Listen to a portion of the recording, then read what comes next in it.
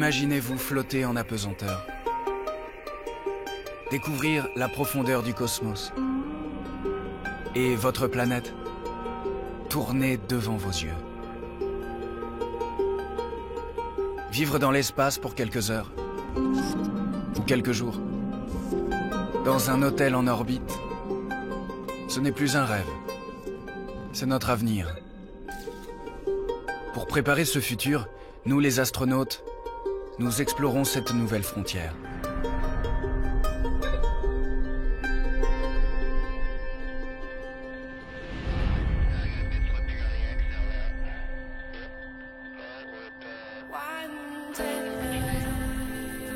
Moi je suis Thomas Pesquet, je suis astronaute. Je m'entraîne en ce moment pour ma mission, 6 mois dans la Station Spatiale Internationale.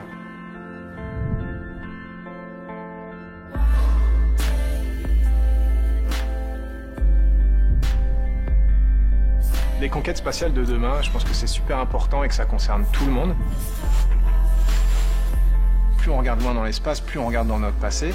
Et quand on va vers des planètes comme Mars, ce qu'on veut voir aussi, c'est notre avenir. On avance dans un environnement qui est difficile, mais on avance au final assez vite. C'est un voyage incroyable en fait. Embarquons ensemble dans cette aventure et puis je vous promets que vous ne serez pas déçus.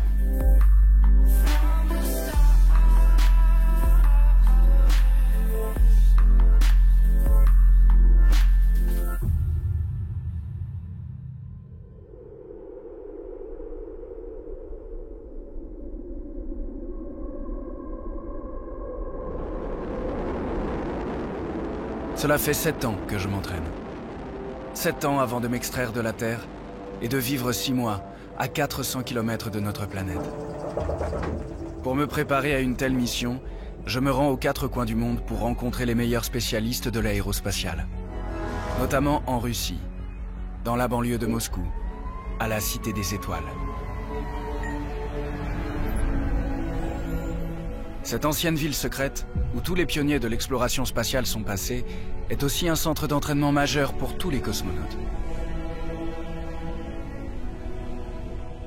C'est mythique, ouais, et on voit, il y a beaucoup de choses qui sont d'époque en fait. On reconnaît des sculptures un peu qui datent des années 60 qu'on a vues sur des photos avec Yuri Gagarin, donc c'est toujours un petit peu impressionnant. Et puis il y a des gens qui sont là depuis le début, il y a des instructeurs qui ont tout connu. Rien ne doit nous échapper. Nous devons tout connaître du fonctionnement de chacun des équipements de notre navette spatiale, le Soyouz. On regarde, on apprend, on travaille beaucoup, c'est énormément de choses à retenir. Derrière chaque panneau, comme ça, il y a des systèmes compliqués pour purifier l'atmosphère, pour échanger des données, pour communiquer avec le sol, pour maintenir les gens en vie. Et comme sur le site, tout est éloigné, c'est à vélo que je me rends à mes cours de physique orbitale, même en hiver. This is the break. We're supposed to be having coffee, but instead we're discussing orbital mechanics for the Soyuz rendezvous. Supposedly, everything that's red has been drawn by Andy, so it's obviously wrong. Everything that's green has been drawn by me, so it should be right. What about all the black? All the black is all the stuff we don't understand so far. So we don't understand a lot? No. Okay. But there's some green here, so we're on the right track. Il faut aussi se préparer à supporter la violence de l'accélération au décollage. La centrifugeuse nous permet de nous adapter à cette incroyable pression. Смотрите прямо. Да, поехали.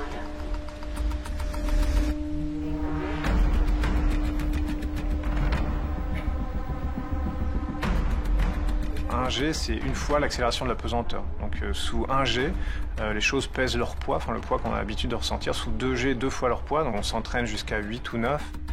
Il faut respirer avec le ventre parce qu'on ne peut plus soulever sa cage thoracique. En fait, c'est un peu comme avoir un éléphant assis sur la cage thoracique. On a la peau du visage qui commence à partir comme ça sur les côtés, donc il faut bloquer sa respiration.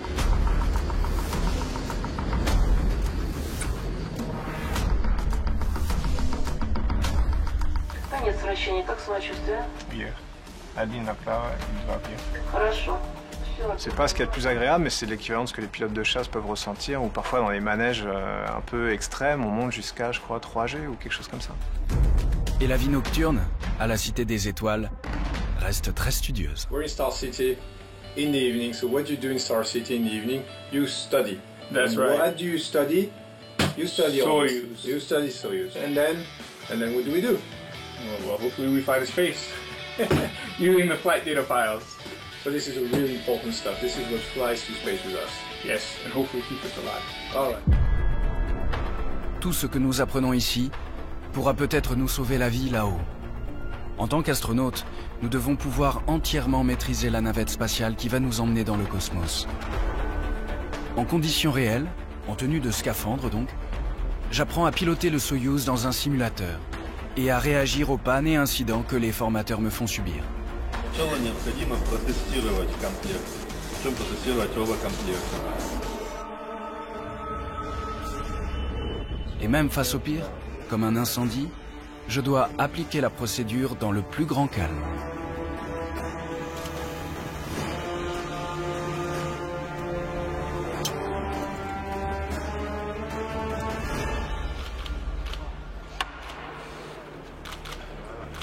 Dans la chaleur du scaphandre et sous pression, l'exercice est vite éprouvant.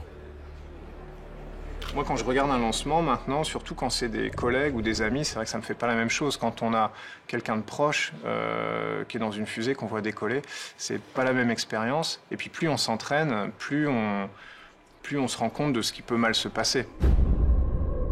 L'espace reste un environnement hostile à l'homme. Les dangers y sont quotidiens. Comme ce 16 juillet 2013. À 9h41, heure de Houston, mon collègue italien Luca Parmitano est sorti dans l'espace depuis 44 minutes. Il annonce alors au centre de contrôle qu'il a un problème.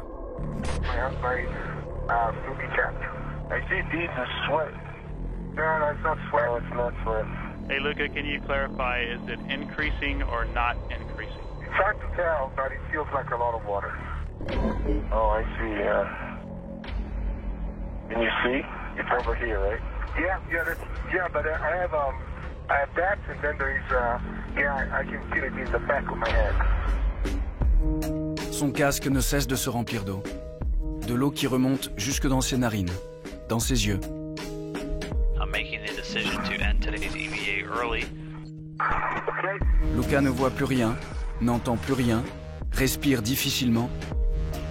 At the airlock, coming off on the wing, I have a lot of water. Shane, I don't know if you can hear me. That's the airlock with a lot of water. Pourtant, il n'a que quelques minutes pour retrouver seul l'entrée du sas. Quelques minutes pour sauver sa vie. Go, expedite a little bit back to the airlock. 2 minutes plus tard, le centre de contrôle perd toute communication avec l'astronaute.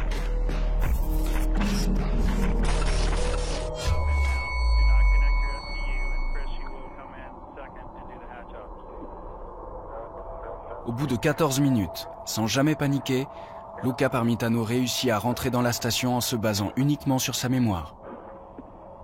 Ses coéquipiers lui retirent en urgence le scaphandre qui aurait pu être son cercueil. Il respire enfin.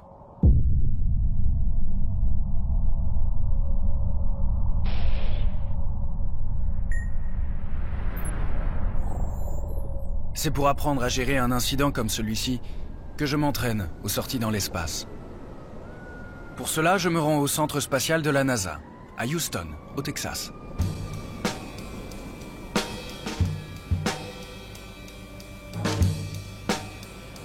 C'est dans le plus grand bassin intérieur du monde, et c'est 23 millions de litres d'eau que j'apprivoise mon scaphandre.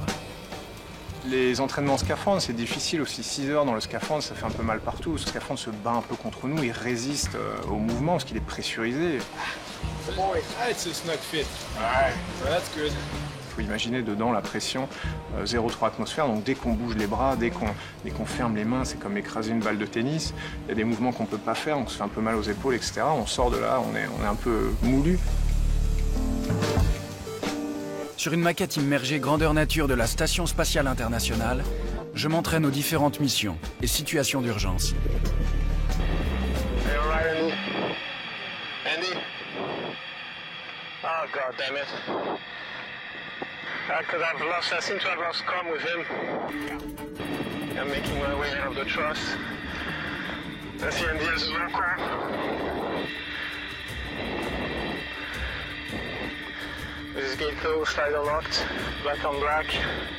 J'active le code noir, qui indique une détresse médicale.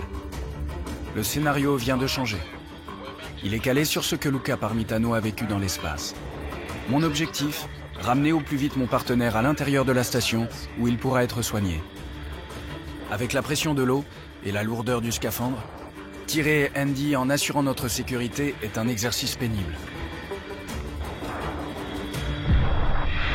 Okay, so Andy is in. That good? Good job. Is 26 minutes, which was pretty difficult starting the bushings of the job. Okay. Cet entraînement, je le répéterai encore et encore, jusqu'à ce que tout devienne naturel et facile. Car une fois là-haut, suspendu dans le vide spatial, je n'aurai pas le droit à l'erreur. En cas de problème, nous le savons, nous ne pourrons compter que sur nous-mêmes. Le risque, on y pense pendant l'entraînement. Parce que lors de l'entraînement, les instructeurs sont assez vicieux et nous injectent des pannes avec des combinaisons très difficiles. Et à la fin, on est Superman. En tant qu'équipage, on fait face à toutes les situations, on s'en sort toujours brillamment. Parce que on connaît parfaitement notre vaisseau, on s'est approprié le vaisseau qui est comme une extension de notre corps en tant qu'équipage formant une entité. Et à la fin, une panne, un problème n'est plus un obstacle. C'est une opportunité de trouver une solution. Donc on ne pense pas au risque de perdre sa vie.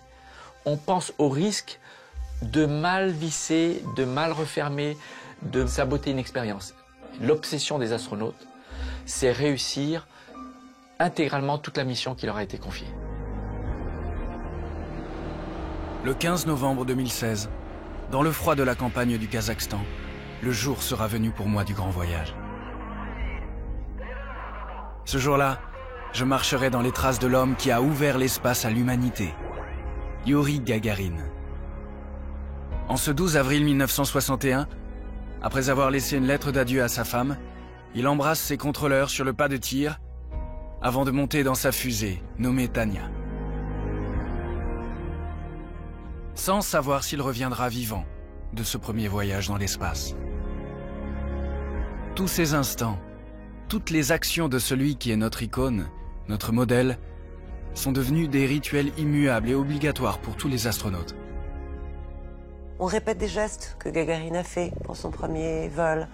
Planter un arbre, regarder le film du Soleil blanc dans le désert, le même film que Gagarin aurait vu avant son départ, visiter les lieux où il est passé.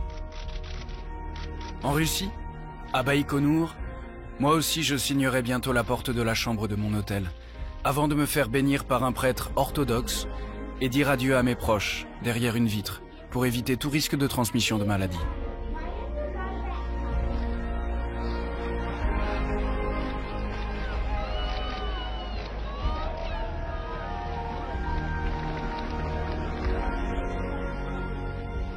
C'est petit à petit une atmosphère où vous plongez complètement dans cette aventure que vous allez vivre dans les quelques heures.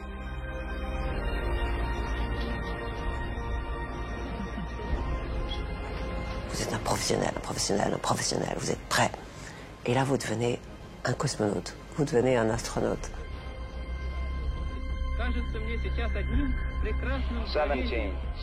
Après Youri Gagarin et les 558 hommes et femmes qui ont suivi ses traces, le 15 novembre 2016, je serai enfin, moi aussi, un astronaute. 5, 4, we have ignition. All engines are running. We have liftoff. We have liftoff.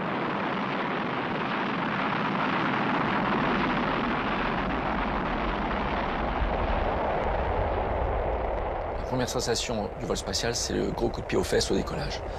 C'est pas plus puissant que Space Mountain à Disneyland, mais ça dure longtemps. On sait qu'on est au sommet d'un gros pétard rempli d'explosifs, et lorsque les propulseurs à poudre s'allument, il y a un phénomène de vibration basse fréquence qui fait qu'on se sent comme un cheval au trot. Il y a des vibrations de l'ordre de plusieurs centimètres d'amplitude, et selon la température extérieure, les vents, on peut même avoir du mal à lire ces checklists ou les écrans. Ça, c'est la première sensation. C'est la virilité de cette puissance ressentie dans notre dos. Deuxième sensation, environ 1 à 2 minutes plus tard, c'est que le ciel devient noir d'encre, en plein jour. Mon premier souvenir, c'est d'avoir essayé de regarder par le hublot, après que la coiffe protectrice de la capsule soit enlevée, quand on a franchi l'atmosphère à 70 km d'altitude, et de regarder cette terre que je quittais.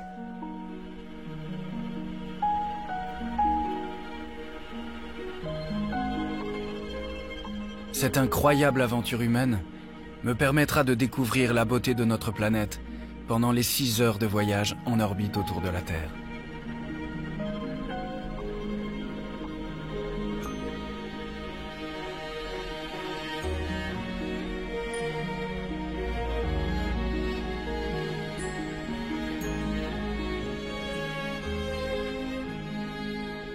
Avant d'arrimer ma capsule, comme Claudie en 1996, à celle qui sera ma maison pendant ces 6 mois de mission, la Station Spatiale Internationale.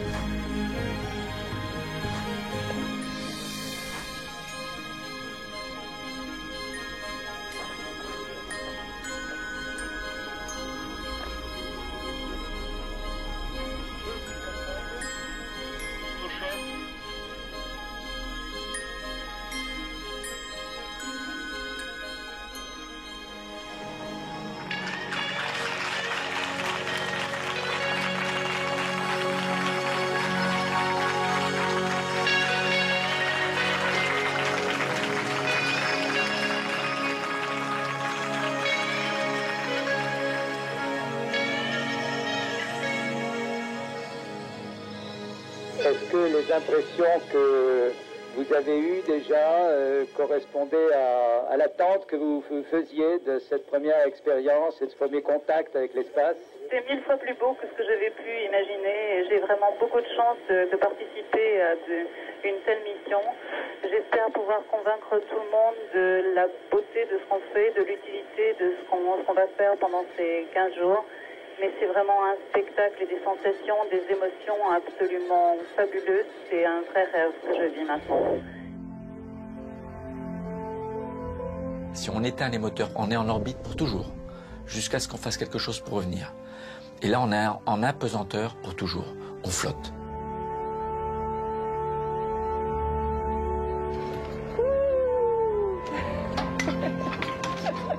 On ne fait aucun effort pour se tenir, pour se déplacer.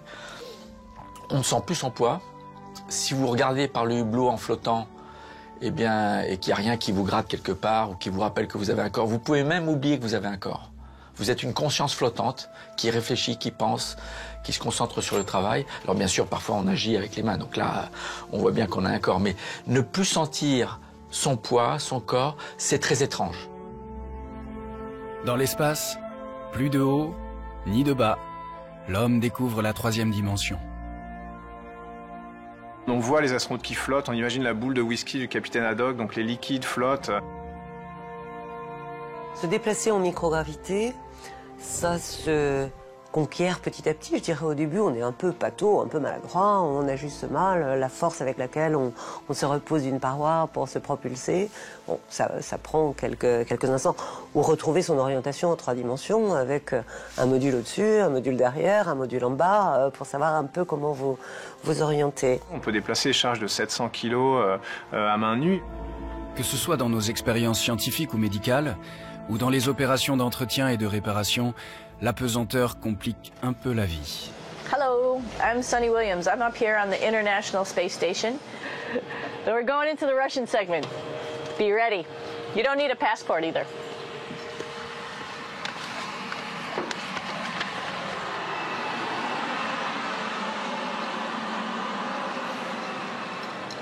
Hey, Aki, what are you doing down there? Crashing things. This is one of the cool things about space, too. It sort of looks like there's a big old hole here, but you don't even think twice about it. You could just jump over the hole, or if you want, you can go jump into the hole. I'm coming down. Woo!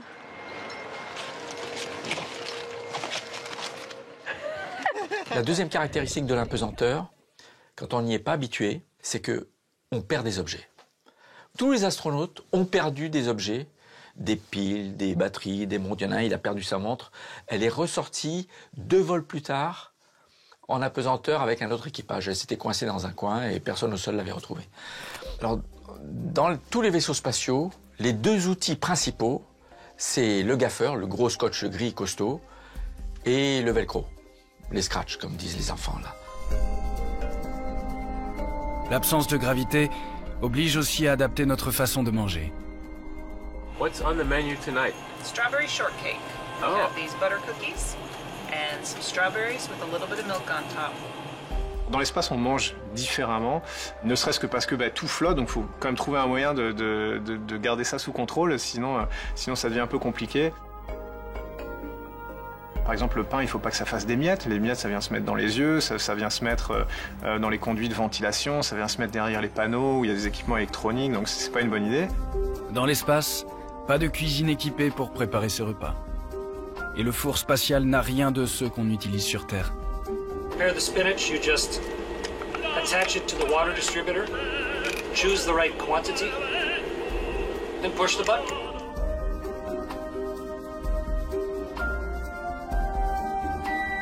C'est prêt. Épinards, tartines de miel ou gâteaux au chocolat, les repas se sont particulièrement diversifiés depuis les premières missions spatiales. Fini les tubes et les conserves. Les astronautes européens vont aller au Food Lab, donc au laboratoire de nourriture de la NASA, où ils vont tester, déguster tous les plats qui sont habituellement préparés pour les astronautes et donner leurs préférences. C'est ici, au centre spatial de Houston, que tout est préparé. Une fois cuisinés en laboratoire, tous les plats sont stérilisés, puis lyophilisés. Last time I was so full in the afternoon because I ate way too much of everything. Sorry. It's going to be about the same amount today. I know, no, but I'm more just prepared. take small bites. Yeah, I will. Des jus de fruits, des céréales, du petit déjeuner aux crevettes au curry en passant par du chili con carne. En tout, je goûte à 50 plats et boissons différents. Et certains seront à manier avec précaution dans l'espace. Inadvertently cut that oxygen scavenger, you'd have little particles going everywhere. So it's probably better to try to tear that pouch open at the notches rather than cutting it. That's just on the bread products. Dans l'espace, on a des problèmes de miettes, mais aussi de goût. On ne retrouve pas forcément les mêmes goûts lorsqu'on est en apesanteur. Avec l'apesanteur, tous les fluides corporels remontent et vous vous sentez pris comme si vous aviez un rhume. Moi, j'ai une collègue qui m'a raconté qu'elle adorait les crevettes au sol, donc elle en a mis beaucoup dans sa nourriture, elle a demandé d'en avoir beaucoup, puis une fois à bord, c'était impossible pour elle de les manger, c'était horrible, donc c'était pas formidable. Finalement, sur les 50 plats, il n'y a que le thé et le thon que j'ai mal notés. Il faut dire que je suis un peu gourmand. At least I know food won't be a problem for me. Yeah. Except if my sense of taste changes too much, which I don't expect it will. It might change slightly. I don't think it'll change. J'espère surtout que mes repas de fête garderont leur saveur là-haut. Thank you. Moi, j'aurai la chance de passer Noël, le jour de l'an, mon anniversaire, dans la station spatiale. Donc j'ai déjà pensé à inviter en fait mes collègues pour un repas un peu gastronomique à la française.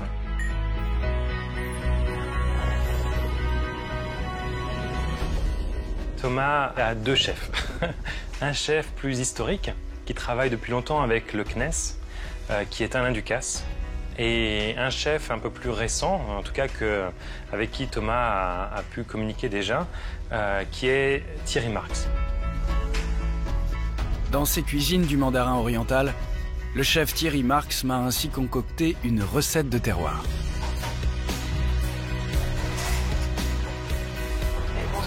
Bonjour David, ça va? Ouais. Pour vous parler du menu de Thomas Pesquet, le thème a été très simple, d'abord du plaisir.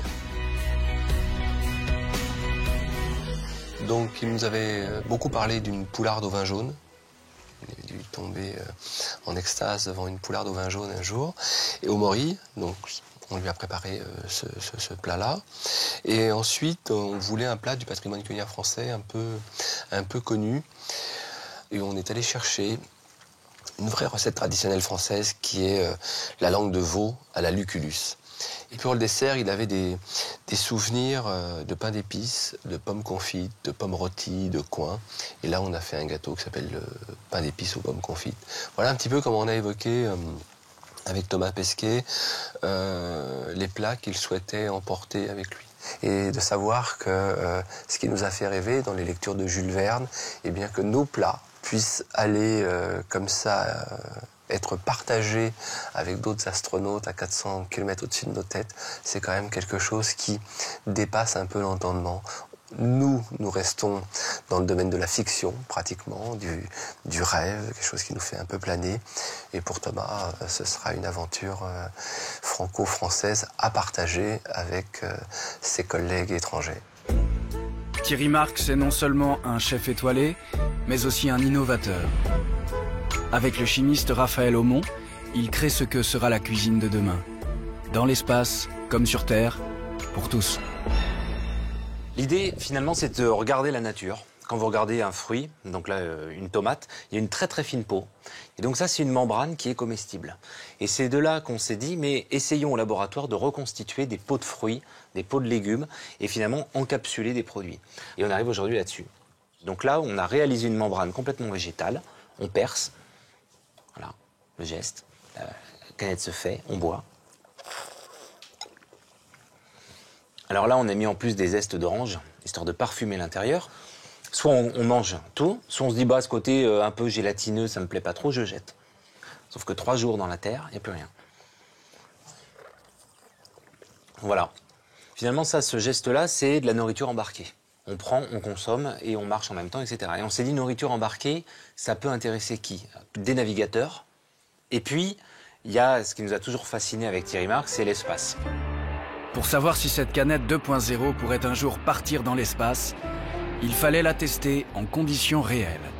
C'est ainsi que le chef et le chimiste ont utilisé l'avion 0G de Jean-François Clairvoy, qui permet de réaliser des expériences en apesanteur. Le vol en apesanteur, le 0G, était absolument nécessaire pour que nous puissions vérifier que nos compétences techniques, finalement, pourraient avoir une réalité opérationnelle, en gros. On est parti avec des capsules. Alors là, vous avez une capsule d'eau, sans rien. Et on l'a donnée à Jean-François, qui a donc percé et testé en conditions vraiment zéro gravité. C'est de l'eau potable, mais au goût d'orange. Je sens le goût. Le goût s'est propagé dans le liquide. Et il nous a dit, ça semble vraiment intéressant vos pistes de recherche, parce que quand vous percez cette capsule, l'eau va pas sortir. Alors on se dit, c'est peut-être la canette de demain, ça. Vous allez dans un distributeur, dans une entreprise ou dans la rue, vous tapez, on va pas citer de marque, mais vous avez toujours soit des canettes en aluminium, soit des bouteilles en plastique. Et on se dit, pourtant, c'est pour une consommation immédiate. Donc c'est dommage de créer des déchets. Donc c'est aussi ça, un axe du laboratoire ici, c'est zéro déchet, mais avec uniquement le côté végétal. Donc là, on espère bien que ça va pas rester aux astronautes, c'est-à-dire que ça va vraiment servir pour le distributeur de demain dans les entreprises, par exemple.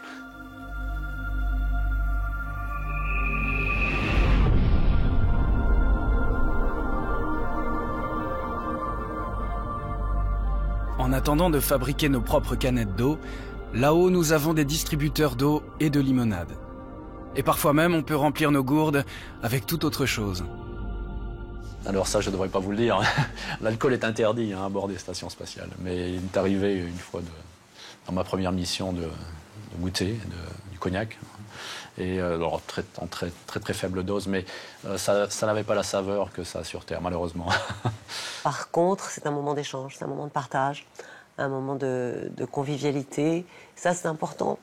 Une mission spatiale, c'est bien sûr de la science, de la technique, de la performance opérationnelle.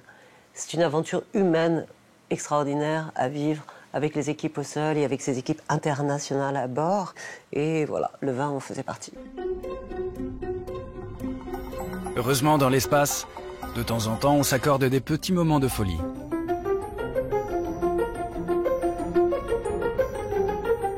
Des petits écarts dans un emploi du temps bien chargé. Les journées commencent tôt. Et dans l'espace, comme sur Terre, la première chose que l'on fait, c'est sa toilette. Sauf qu'en apesanteur, là encore, tout est différent. S'humidifier dans les serviettes humides et se prendre sa douche, entre guillemets, c'est pas une douche, mais se laver dans cette bulle d'eau, je trouvais ça formidablement drôle.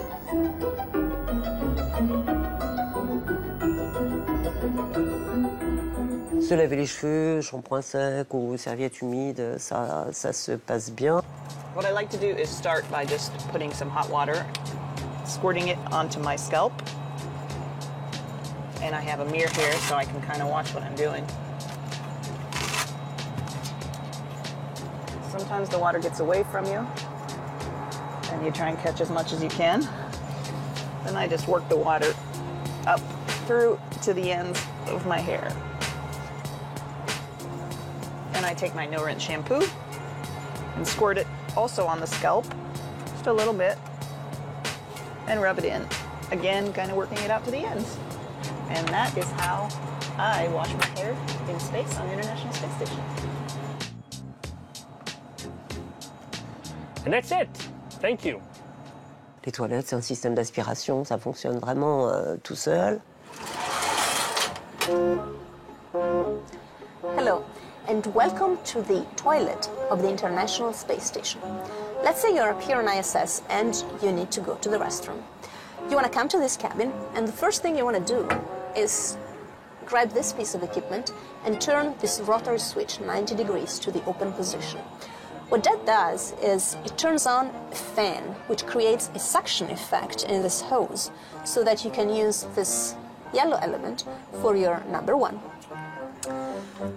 For number two, the principle is actually exactly the same, suction. We have a solid waste container here, and on top of it is this seat. And the solid waste container is connected via this hose to the same fan, so that, again, the same suction effects allows you to do your number two in weightlessness. And in fact, there is a bag in there. It looks like this. And when we are done with our business, we close the bag and we push it down into the solid waste container. And then, of course, as a courtesy to the next person, we put a new fresh bag inside. En général, les gens se plaignent pas, l'hygiène est plutôt bonne, je pense, ou du moins j'espère, parce que 6 mois dans la station spatiale, on change de vêtements pas si souvent que ça en fait. On a, évidemment, il faut les envoyer là-haut, les vêtements, on n'a pas de machine à laver, donc une fois qu'on les a bien utilisés, on les remet dans les véhicules ravitailleurs qui vont ensuite brûler dans l'atmosphère.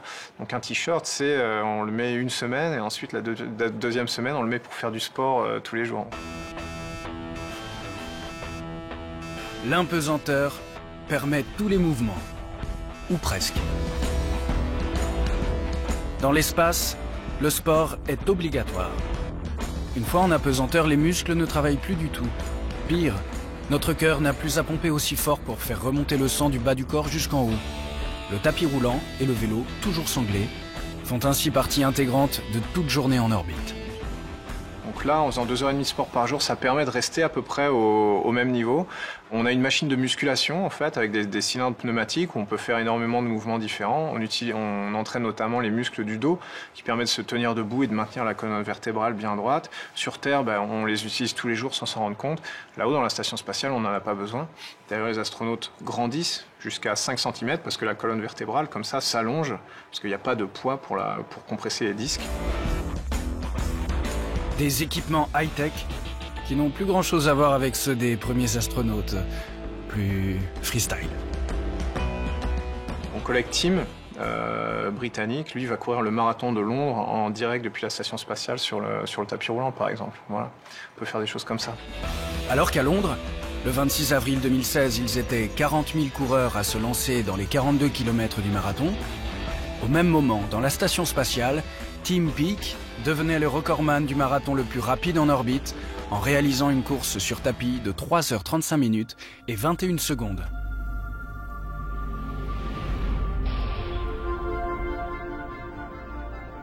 Le soir venu, je me retirerai dans ce qui fait office de chambre, ma station de couchage.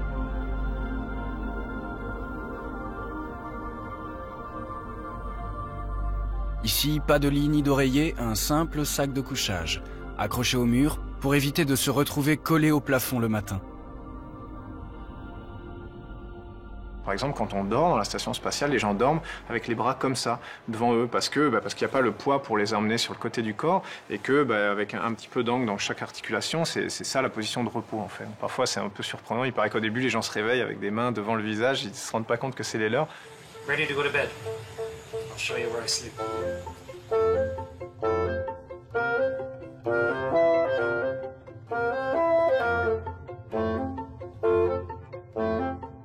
This is my sleep station, or my sleep pod.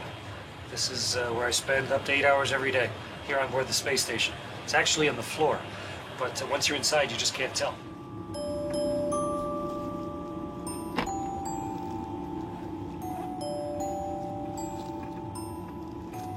Bien dormir est crucial pour les astronautes.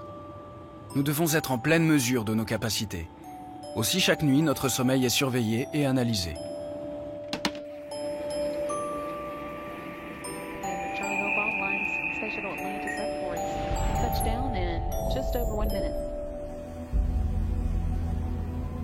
C'est en Californie, au centre de recherche Ames de la NASA, que le docteur Erin Flynn Evans mène les études sur le sommeil des astronautes dans son laboratoire. Hi Patrick. Hi Erin.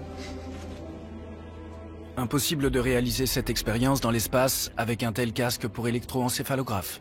Trop compliqué. À la place, nous portons une simple montre moniteur de sommeil. So this is our primary device that we use in field studies, and so that includes anything that we do here on Earth, where we're studying people who are free living, or astronauts in space. And the reason that we use this device is because it allows us to study many more people. They don't have to put very much effort into wearing this activity monitor, and it still gives us a good amount of information on their sleep and wake habits. En étudiant les données de nos phases de sommeil, cette scientifique cherche à savoir si l'on dort aussi bien dans l'espace que sur Terre. Sleep quality can be quite good in space, and on the space station the accommodations are actually very, very nice right now compared to the way that they were in the past. However, they don't sleep very much in space, and so compared to sleep on the ground, even though they have the opportunity to sleep and they have a very nice place to sleep, they only get about 6 hours, and that's compared to close to 7 when they're on the ground and when they're not preparing for flight. And so while workload probably comes into this a bit, where some of their work bleeds into their opportunity for sleep, it probably is in some part an effect of microgravity itself. Pour l'instant, on ne sait pas pour quelle raison l'apesanteur influence notre sommeil. There is some possibility that maybe we just don't need quite as much sleep in space. And so this is not something that we know for sure, but it is a possibility, and it's something that we are looking into in the studies that we're doing. So relax and try to go to sleep.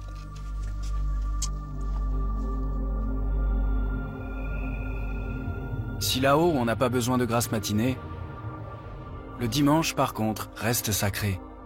Dans l'ISS, on travaille 6 jours ou 5 jours et demi. On va dire, le samedi après-midi pour faire le ménage et le dimanche de repos. Il y a des gens qui jouent de la musique. Là-haut, il y a une guitare, il y a un clavier. Moi, j'essaierai d'emmener mon saxophone parce que je suis saxophoniste. Mon jour de repos me permettra de suivre ce qui se passe sur Terre, de communiquer avec mes proches grâce à Internet. Comme l'astronaute Michael Hopkins, qui a pu suivre en direct de l'espace le match de hockey de son fils à Houston, au Texas. Yep, sure can. Where's Lucas playing though? I can't tell. He's center. He's racing down lights right now.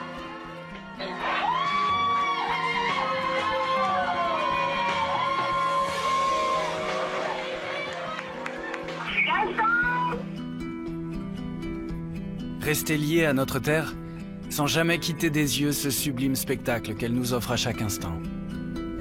La sensation probablement la plus spectaculaire, la plus émouvante, qui nous marque jusqu'à la fin de nos jours, c'est la vue de la Terre.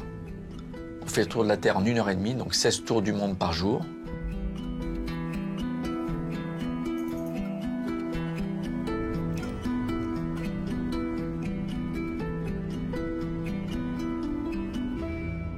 Et puis, les traces de vie sur la Terre, les lumières de la nuit, avec les côtes qui sont bordées de ces lumières, où on voit bien qu'un pourcentage important de notre population terrestre est sur les côtes de nos continents. Bien évidemment, des phénomènes naturels qui ont une ampleur surprenante par rapport à ce que vous imaginez. Donc on sent la force de la nature et on sent aussi la fragilité de la planète porteuse de vie.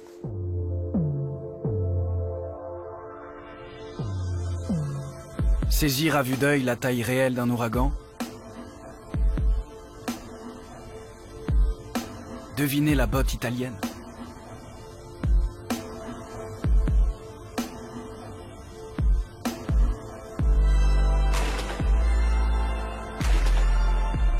Combien rêvent de contempler ce spectacle?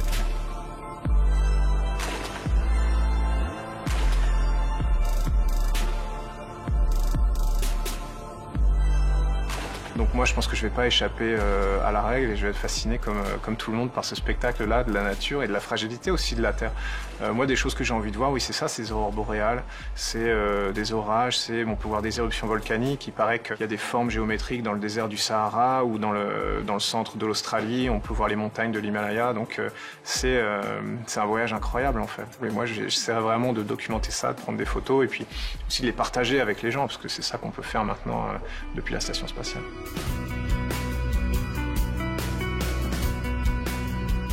Demain, grâce aux réseaux sociaux, vous pourrez admirer ce que j'aurai la chance de voir derrière mon hublot. Mais bientôt, vous aussi, vous pourrez goûter à l'espace et peut-être même devenir un véritable astronaute. On avance dans un environnement qui est difficile, mais on avance au final assez vite. Ça fait maintenant 15 ans qu'on a une présence permanente humaine en orbite basse dans la station spatiale.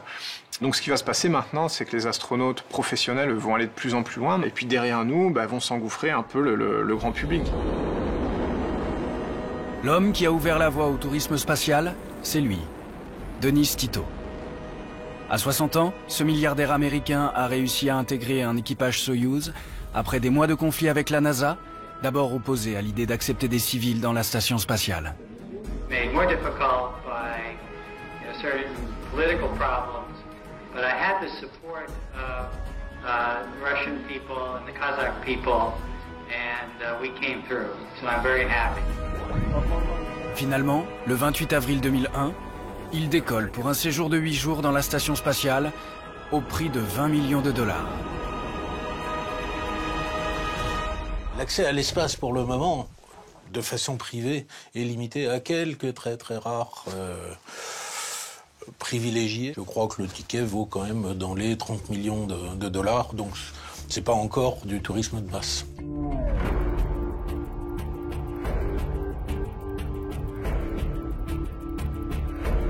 Depuis, 5 hommes et une femme ont déboursé entre 25 et 35 millions de dollars.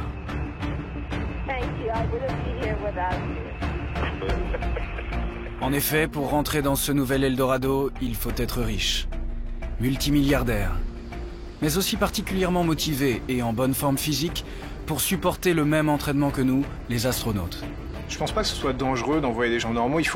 Médicalement, il faut quand même qu'ils soient un peu contrôlés. C'est ça qui va être peut-être là où le bas blesse un petit peu, parce qu'on peut pas envoyer n'importe qui dans l'espace. Alors le tourisme orbital, il faut comprendre que c'est quelque chose qui est dur pour le participant. Il doit s'entraîner 3 mois à la Cité des Étoiles, près de Moscou, comme les vrais astronautes, etc. Il apprend tous les gestes de sécurité, etc. Donc c'est un entraînement qui est dur. D'ailleurs, il y a eu plusieurs candidats qui ont juste commencé et qui ont craqué rapidement et qui ont arrêté. Un voyage dans l'espace se mérite, et le Saint Graal pour tous ces voyageurs spatiaux, c'est le titre d'astronaute. Pour l'obtenir, une seule chose à faire, dépasser les 100 km au-dessus du sol, la frontière de l'espace. L'usage maintenant admis que la frontière de l'espace est à 100 km. Donc en dessous de 99, vous êtes un terrien. À partir de 101, vous devenez un astronaute. Cette nouvelle frontière n'attire pas que les milliardaires. À Marseille, un homme va lui aussi devenir astronaute. Yves Pleindou n'est pas millionnaire. c'est un entrepreneur et surtout un passionné d'aviation.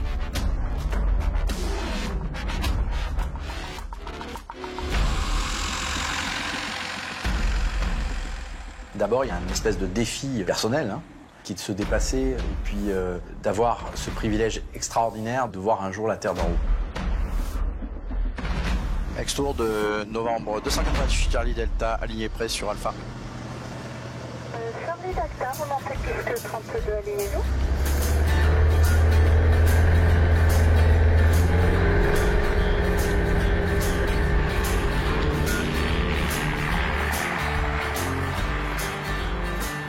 L'espace, c'est le rêve d'enfant. Depuis tout petit, j'ai eu envie de voler de mes propres ailes.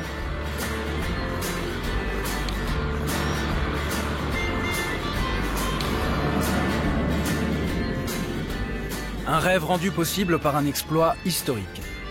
La réussite, le 21 juin 2004, des 2 premiers vols spatiaux par un vaisseau privé, le Spaceship One.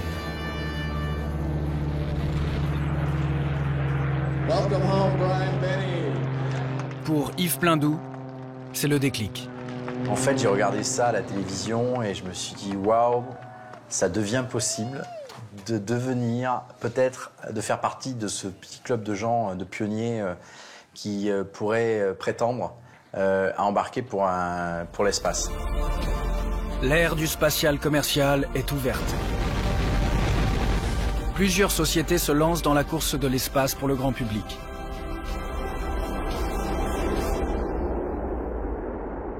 Dès 2010, Virgin Galactic propose à la vente des tickets pour l'espace. Désormais 150 fois moins cher, l'espace est accessible pour 200 000 $. Fin 2010, j'avais vendu ma maison et en fait, la plus-value de la maison, elle est allée dans le ticket de Virgin. Direct. Donc sinon c'était pas possible.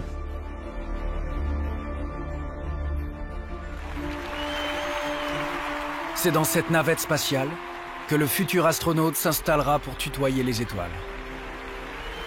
L'avion suborbital VSS Unity de Virgin Galactic, développé par son fondateur, le pétulant Richard Branson.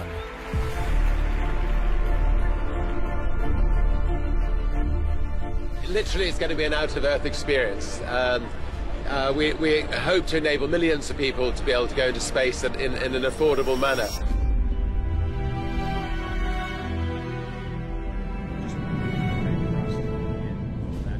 Largué en haute altitude par un avion à 4 réacteurs, Yves Pleindou ressentira l'accélération de la fusée qui les amènera à la verticale, 110 km au-dessus du sol.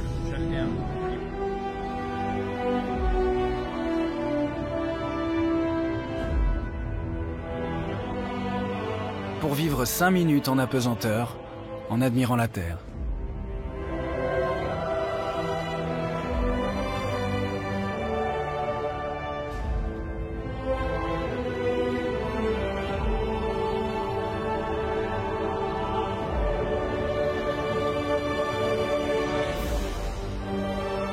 Avant de revenir sur le sol en planant, 3 heures plus tard.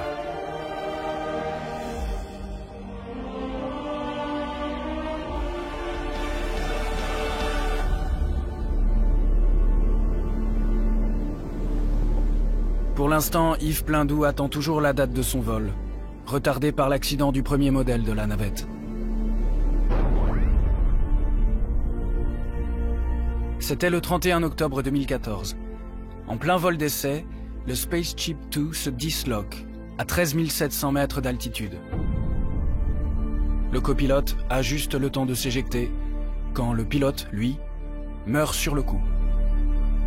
L'enquête conclut à une erreur humaine. Mais ce type de technologie, la propulsion, n'est pas sans risque à maîtriser. Et jusqu'ici, aucun système n'a encore été validé. La fiabilité intrinsèque aujourd'hui fait qu'on peut s'attendre à avoir un accident grave tous les 1000 vols. Par contre, s'il y a 10 000 vols par an et que votre engin explose une fois tous les 1000 vols, ben là, ça marche pas. Donc il y a le vrai problème là-dedans, c'est vraiment la fiabilité du système de propulsion fusée. Ce risque, Yves Pleindou est prêt à le prendre. Est-ce que vous avez imaginé à un moment arrêter? Non, jamais. Tant que eux n'arrêteront pas, moi j'arrêterai pas. Parce qu'on peut accepter d'arrêter, d'avoir des espoirs, à partir du moment où on nous explique que ça va pas être possible avant 30 ans. Si on me dit demain ça sera pas possible, oui, je vais me faire rembourser mon ticket.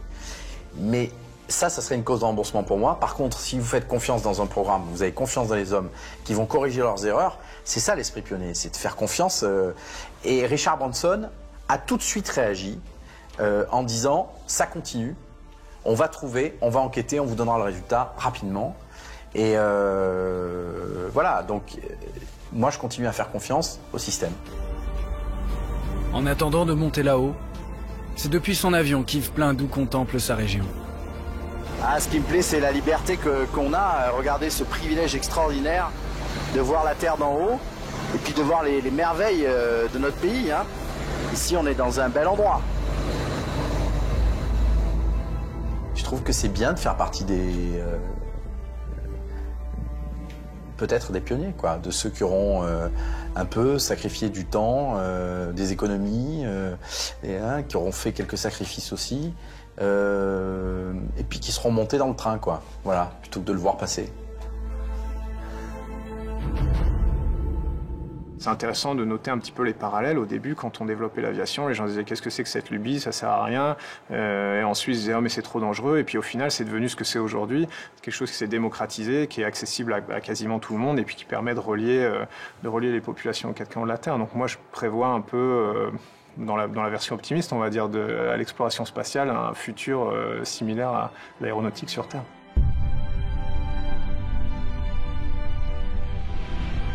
Et si nous avons des vaisseaux pour aller dans l'espace proche, pourquoi ne pas développer des hôtels pour passer quelques jours de vacances en orbite autour de la Terre?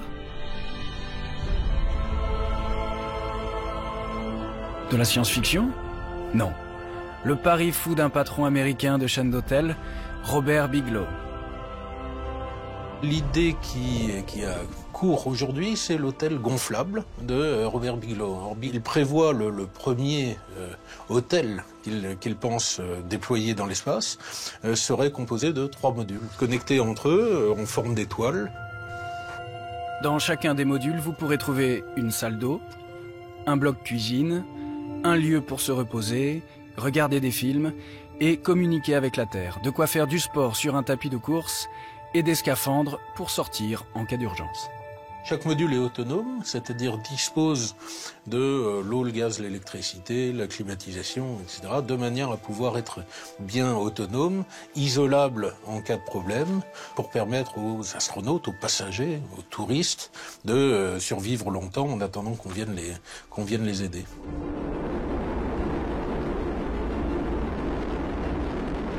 Le 8 avril 2016, le premier module Beam est lancé à l'intérieur d'une fusée SpaceX qui réalise pour l'occasion un exploit en se posant au retour sur une barge en plein océan.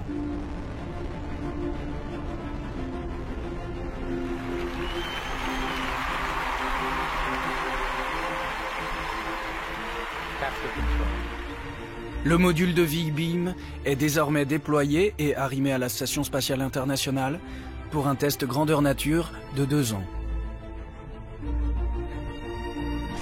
Pour l'instant, il est vide, mais il pourrait être aménagé à la manière d'une chambre d'hôtel avec en prime une vue incroyable sur notre planète Terre. Donc c'est bien, c'est positif, et puis ça prouve que au final ce qu'on fait ça sert à quelque chose, que c'est pas juste que nous on n'y est pas allé pour se faire plaisir, mais qu'il y a un vrai intérêt, et puis que la sphère privée aussi va s'intéresser à cet espace que nous on a défriché.